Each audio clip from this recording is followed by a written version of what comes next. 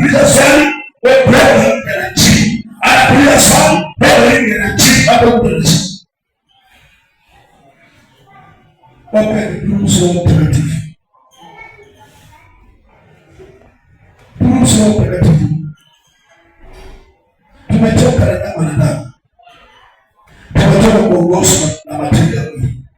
Ambapo mstari 13 wa Warumi Warumi 8:13 tulifuata mambo ya mtume mtakatifu. Sema kwa maana kama tukiishi kwa kufuata mambo ya mwili wataka kufa, bali kama mkiafisha matendo ya mwili kwa Roho utaishi. Watu wamekufa kiroho. Watu wamekufa kiroho. Wanakwenda kiroho wamekufa kiroho. Hii ni saa kiroho.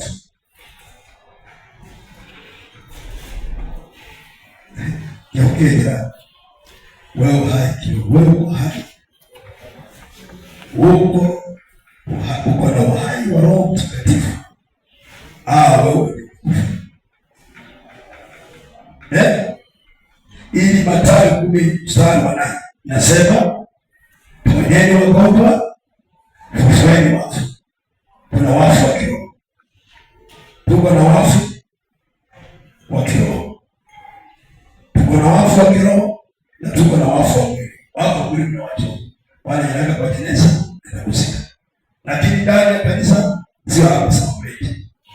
Sema kule ni watu kufa, kule watu inaweza kuwa ni okay, nenda kwa hapo kule.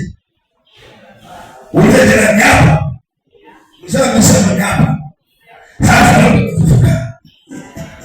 Amen. Amen. Tunaomba kifo ya kiroho iondoke katika hii. Amen. Kufunga kiroho. Uelewa mambo ya Biblia. Uelewa mambo ya Roho. Ruhusu Roho Mtakatifu aurushe nafsi yako. Amen. Ruhusu Roho Mtakatifu afanye. Ruhusu Roho Mtakatifu. Roho analeta ibada mtu. Analeta utajiri. Matendo 2:19.